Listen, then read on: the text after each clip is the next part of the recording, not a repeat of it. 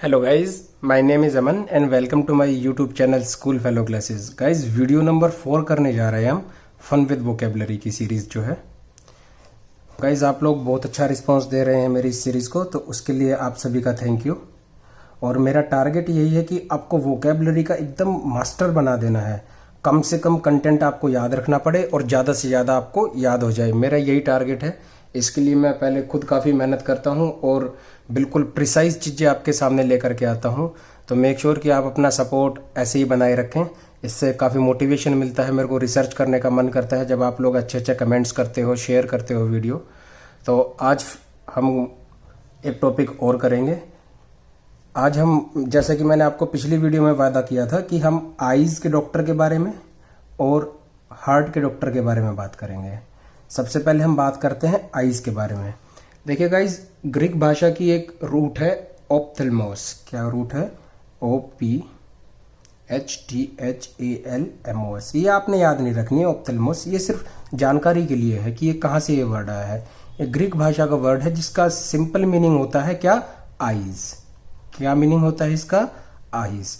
अब अगर मैं आपको एक वर्ड दूं ऑप्थेल्मोस से ही रिलेटेड, देखिएगा, आपने गैस करना है इसका। नहीं भी कर पाए तो कोई बात नहीं। OPHTHALMOLOGIST, काफी बड़ा सा वर्ड है। इसको बोलते हैं ऑप्थेल्मोलॉजिस्ट। इसकी स्पेलिंग आपने ध्यान रखनी है। ओ आपने अलग से याद रखना है और PHTH एक साथ, PHTH, OPHTH, और उसके बाद तो इजी है ALL मोलॉजिस्ट, MOLOGIST। तो इसकी कंप्लीट स्पेलिंग बन जाएगी OPHTHALMOLOGIST। अब आप गैस कर पा रहे होंगे इसका कुछ। देखिए ऑप्थेल्मोस जो है यहाँ पे, ये जो वर्ड है इतना इतना ऑप्थेल, ये कहाँ से आया है? इस वाले रूट वर्ड से आया है। इस वाले रूट वर्ड से आया है। इसका सिंपली क्या मीनिंग होता है गाइज? इसका सिंपली मीनिंग होता है आईज। ये तो हमको आईज मिल गया।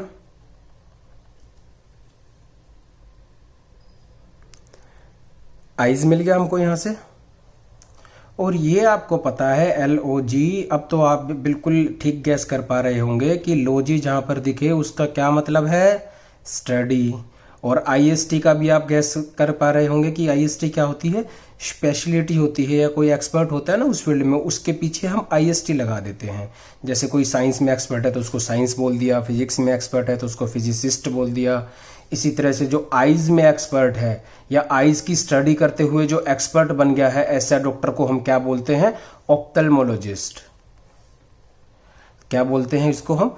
ऑप्थेल्मोलॉजिस्ट। इसकी अगर लिटरल सेंस बनाए तो आईज की स्टडी का एक्सपर्ट, यानी कि, और ये हम मेडिकल लाइन में हम ये वर्ड यूज करते हैं, तो इसका मीनिंग क्या हो जाता है? ऐसा स्पेशलिस्ट जो आईज से कंसर्न्ड हो। किससे कंसर्न्ड हो? आईज से कंसर्न्ड हो।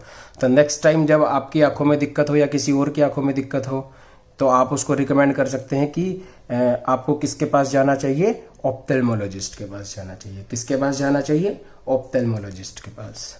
आई होप कि आपको ये वर्ड क्लियर होगा। बड़ा सा भयंकर सा दिखता है, लेकिन इसका मीनिंग देखना कितना सिंपल है, और साथ साथ हमने इसकी स्पेलिंग भी याद कर ली।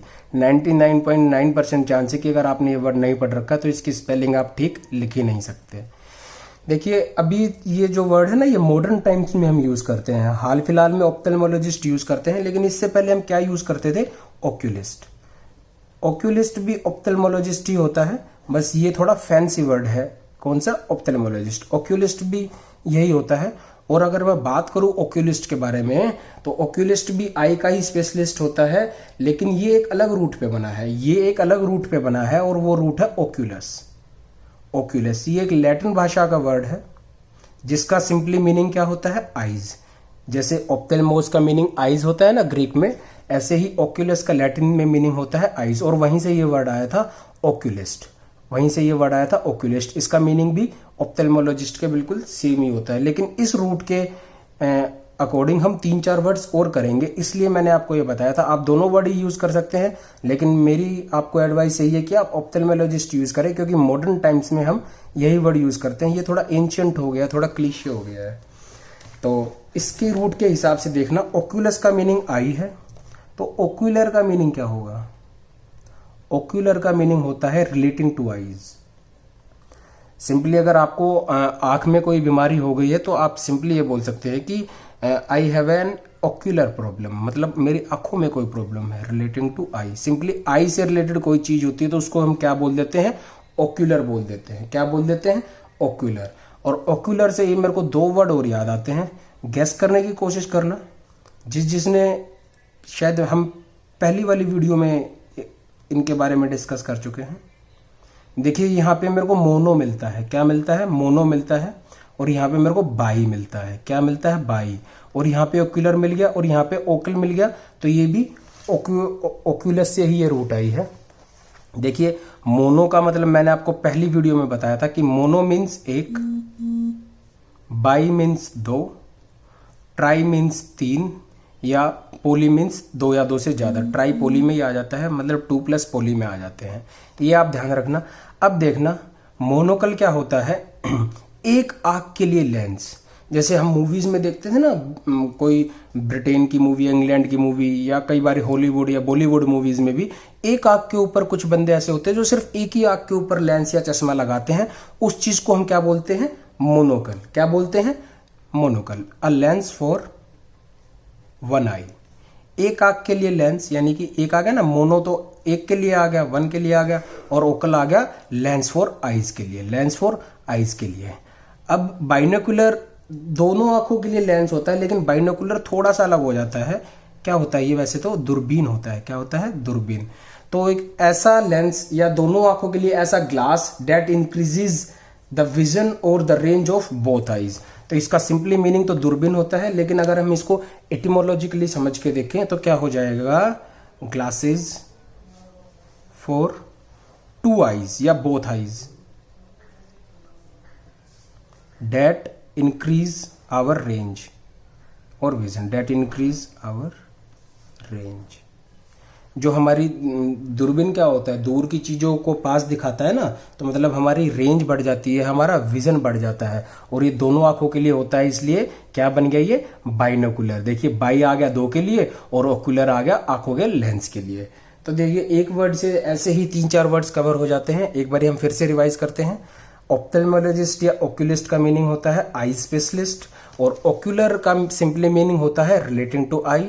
मोनोकल a lens for one eye, binocular a glass या लेंस कह लीजिए for both eyes that increase our range, या सिंपली दूरबीन हम इसको बोल देते हैं।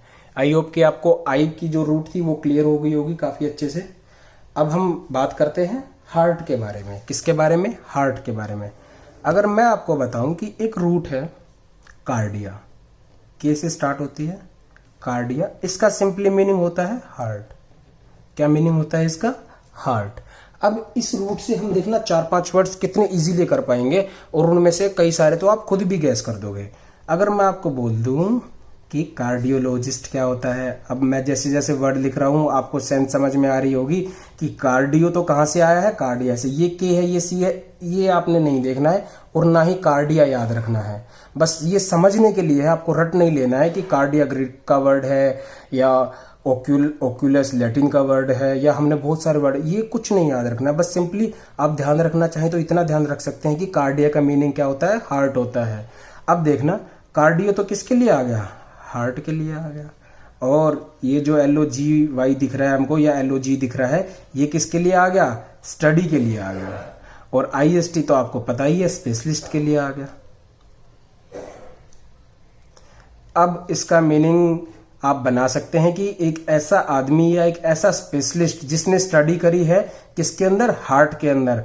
और चूंकि ये वर्ड मेडिकल लाइन में यूज होता है तो इसका सिंपली मीनिंग हम क्या बोल देते हैं, डॉक्टर फॉर हार्ट या हार्ट स्पेशलिस्ट, या क्या बोल देते हैं, हार्ट स्पेशलिस्ट। नेक्स्ट टाइम कोई आपको बोलेगा कि कार्डियोलॉजिस्ट, तो आप डायरेक्ट उसका सेंस बना पाएंगे कि ये किसके बारे में बात कर रहा है, किसी हार्ट डॉक्टर के बारे में बात कर रहा है या हार्ट स्पेशलिस्ट के बारे में बात कर रहा है। बोलने का तो आप ये भी बोल सकते हैं कि go and see a heart specialist, या आप सीधा बोल सकते हैं गो एंड सी अ कार्डियोलॉजिस्ट। तो उसमें आपका स्टैंडर्ड का पता चलता है, आपको पता, अगले को आपकी नॉलेज वहां पर साफ साफ दिखाई देती है कि हाँ अगले को नॉलेज है, अगले ने पढ़ा हुआ है इस वर्ड के बारे में। और इसी से हम 3 वर्ड्स और याद करेंगे जो बिल्कुल इजी हैं और आपको एकदम से याद हो जाएंगे। ज़्यादा मेनली इंग्लिश में यूज़ नहीं होते हैं, बट आपकी नॉलेज के लिए आपको पता होना चाहिए। जैसे यहाँ पे हमने ओक्यूलर किया था ना, ocular means relating two eyes, ऐसे ही एक वर्ड होता है कार्डियक। क्या वर्ड होता है? कार्डियक, जिसका मीनिंग क्या होता है? Simply relating to heart.